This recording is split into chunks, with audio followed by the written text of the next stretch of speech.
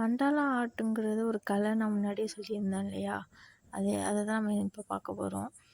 இதில் பார்த்தோம் அப்படின்னா மண்டாலா எப்போதுமே நம்மளுக்கு சர்க்குலர் ஷேப்பில் தான் இருக்கும். சர்க்குலரில் ஆரம்பித்து சர்க்குலரில் தான் முடியும். அதுதான் ஒரு மண்டாலா.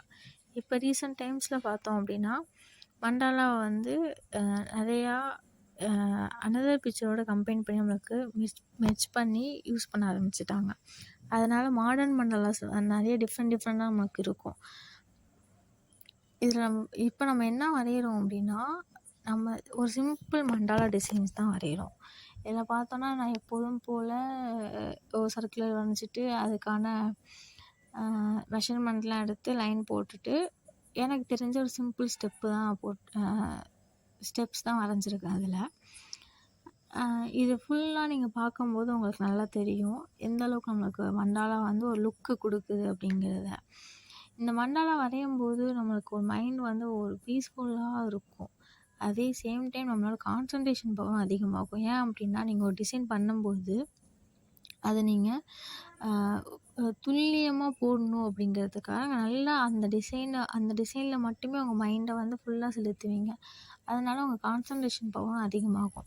இதே சேம் மெடிடேஷன் பண்ணும்போது நமக்கு என்ன ஆகும், அந்த கேண்டில் வச்சு மெடிடேஷன் பண்ணும்போதோ இல்லை ஏதோ ஒரு ஆடியோ ப்ளே பண்ணி அதை லிசன் பண்ணி மெடிடேஷன் பண்ணும்போதோ நம்ம கவனித்தோம் அப்படின்னா அந்த எந்த ஆப்ஜெக்டையோ இல்லை சவுண்டையோ நம்ம வந்து பார்க்குறோமோ கேட்குறோமோ அதில் மட்டும்தான் நம்ம மைண்டு வந்து ஃபுல்லாக இருக்கும்.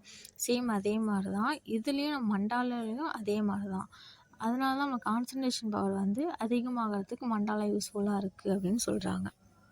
இந்த ஆர்ட் வரையும் போது எனக்கு சின்னதாக ஒரு சாங் வந்து பின்னாடி ப்ளே பண்ணிக்கிட்டே நான் வரைஞ்சேன். ஏன்னா எனக்கு வந்து ஒரு ஹேபிட் இருக்குது.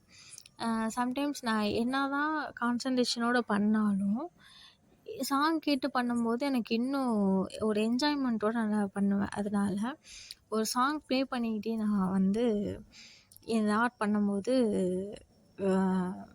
சாங் கேட்டுக்கிட்டே வரைஞ்சேன். அது என்ன சாங்னா, இப்போ ப்ளே பண்ண லவ் சாங். இந்த சாங் கேட்கும்போது எனக்கு என்னன்னு தெரியாது, ஒரு மாதிரி மனசுக்குள்ளே ஹாப்பி ஆகிடும். அது ஏன்னு என்னான்னு எதனாலன்னு எனக்கு இது வரைக்குமே தெரியாது. ஆனால் இந்த சாங் கேட்கும்போது எனக்கு நான் மோட்டிவேட் ஆவேன். ஆனால் இது லவ் சாங் தான். இந்த சாங்கில் வர சில லைன்ஸ்லாம் எனக்கு ரொம்ப என் லைஃப்பில் வந்து மோட்டிவேட் பண்ணுற மாதிரி இருக்கும். அது எதனாலன்னு எனக்கு தெரியாது. சில லைன்ஸில் வந்து நம்ம லைஃபோடு கனெக்ட் ஆகி நம்ம லைஃப்பை மோட்டிவேட் பண்ணுற மாதிரி இந்த சாங் வந்து இருக்கும். அதனாலேயே என்னமோ இந்த சாங் கேட்கும்போது என் மனசு வந்து அப்படியே லேஸ் ஆகிடும்.